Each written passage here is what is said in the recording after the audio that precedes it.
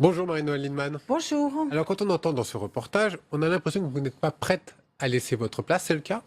Non, moi je n'ai pas, c'est pas tout à fait ce que dit le reportage, ne traduit pas tout à fait ma position. Bien que. Vous voulez rectifier? Non, non, je ne sais pas que je veux rectifier.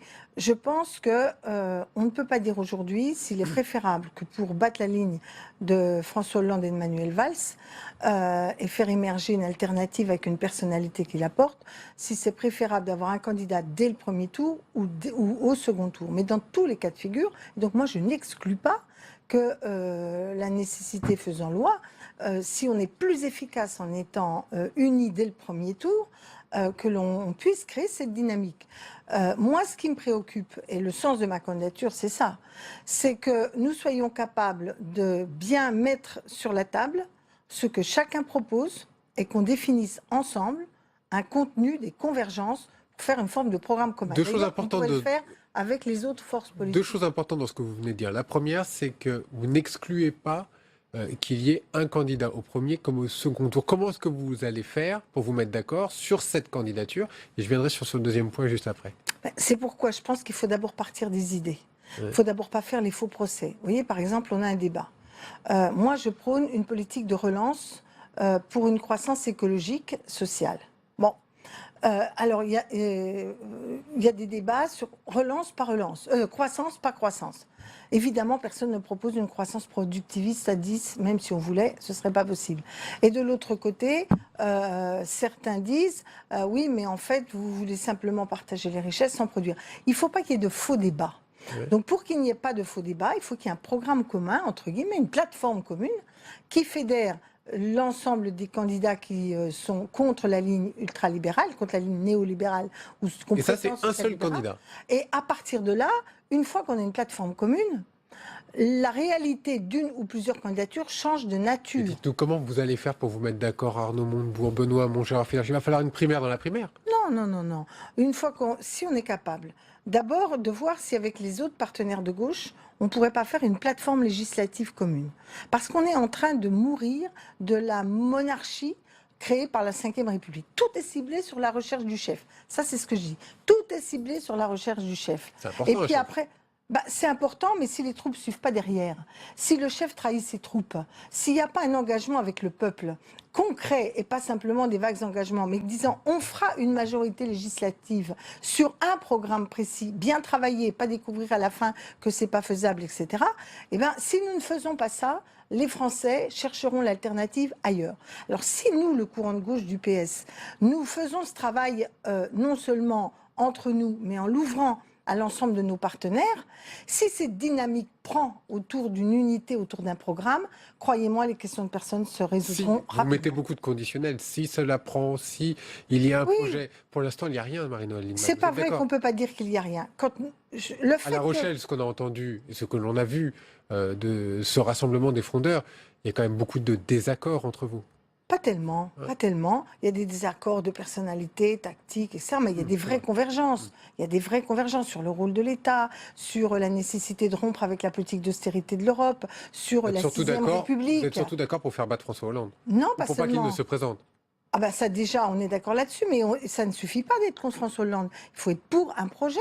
Moi, j'ai mis mes propositions. Relance, réduction du temps de travail, pouvoir d'achat, j'attache une grande importance au salaire, au pouvoir d'achat, redonner de la force aux politiques industrielles du pays, et on voit bien avec l'affaire Alstom que c'est important, tout parier sur la révolution numérique et sur la révolution écologique, la transition énergétique, changer nos institutions, 6e République, là on est très unis là-dessus, un rapport de force français pour faire changer l'Europe et arrêter les promesses permanentes qu'on va réorienter. Moi je dis tout nouveau traité européen doit être ratifié par référendum en France. Comme ça, on ne va plus pouvoir prendre le peuple par défaut.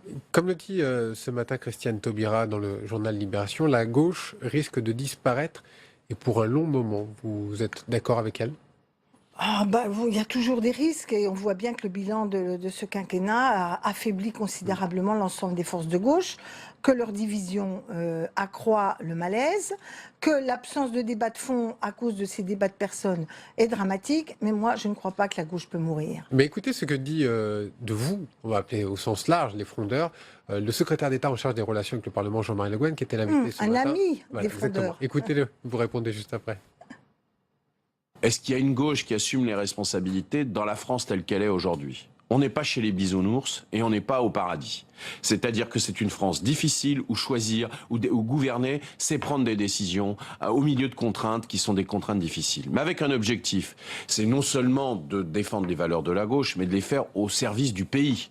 Et au service du pays aujourd'hui, c'est aller au-delà même des valeurs de la gauche pour rassembler la République. Et ça, c'est un enjeu majeur. Je constate avec beaucoup de tristesse que pour la première fois dans l'histoire du Parti socialiste, finalement, des gens vont chercher l'appui du Parti communiste, de l'extrême gauche, etc., à la fête de l'humanité à La Rochelle, avec un seul objectif, empêcher François Hollande de se représenter. Oui.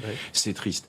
C'est triste et on n'est pas dans le monde des bisounours. Vous êtes chez les ça, je suis bisounours pas du tout dans les bisounours parce que tous les chômeurs en plus, depuis que François Hollande est élu, alors qu'on avait dit qu'on inversait la courbe du chômage, c'est du bisounours. Quand on fait des cadeaux de 41 milliards aux entreprises, sans contrepartie, sans exigence et sans ciblage, si ça s'appelle pas ça être du bisounours, et que pendant ce temps-là, on augmente les impôts des foyers, qu'on augmente la TVA, moi je suis pour la gauche du gouvernement. Comment vous réconciliez? Après, on va changer de thème. Comment vous réconciliez?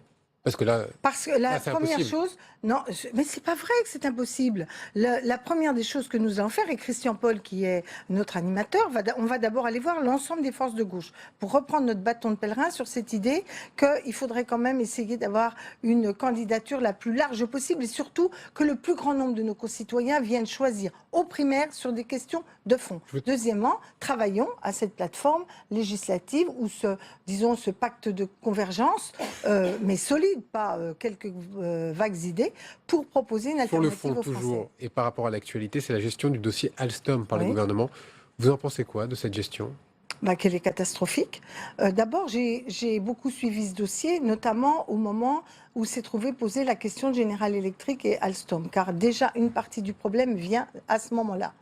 Moi, j'ai toujours souhaité qu'à ce moment-là, l'État injecte du capital public à un haut niveau pour permettre à Alstom de conserver les deux branches de son activité, qui étaient à la fois le transport, de l'autre côté les énergies renouvelables et tout ce qui est les turbines, etc. À l'époque, j'ai d'ailleurs plaidé pour qu'une fois qu'on ait injecté du capital public, non pas pour tout nationaliser, nous fassions un pacte de développement avec General Electric, parce qu'effectivement, des partenariats sont nécessaires. Mais le partenariat, c'est pas l'alignement, c'est pas vendre nos fleurons à l'étranger.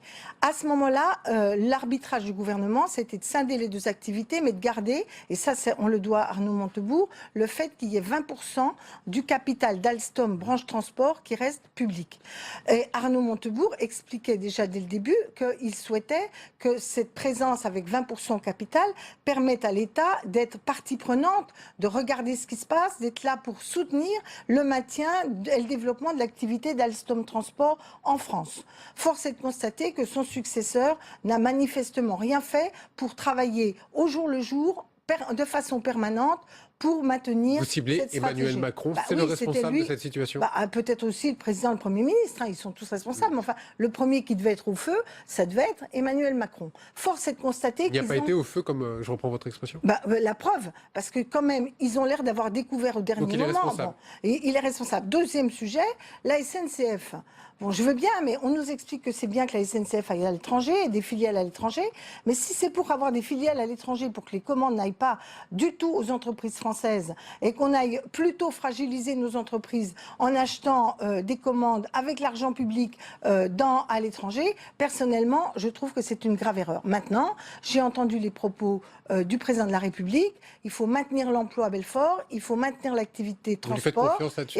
Et je lui fais confiance avec une vigilance citoyenne qui me caractérise. Mais il faut qu'on y aille tous et qu'on se mette tous unis pour garder ce système. Vigilance citoyenne, Marie-Noëlle Lienemann, vous m'en parliez il y a quelques instants avant d'entrer sur ce plateau. Vous avez été scandalisé ce week-end par des propos tenue par l'écrivain journaliste Éric Zemmour sur un plateau de télévision. C'était la semaine dernière, mais d'ailleurs c'est terrible. Hein. Les musulmans modérés, ça n'existe pas. Vous avez également sur votre tablette toutes les citations. Qu'est-ce que vous allez faire exactement contre cette personnalité? D'abord, je voudrais quand même rappeler 2-3 citations Il vous reste une minute. rapides.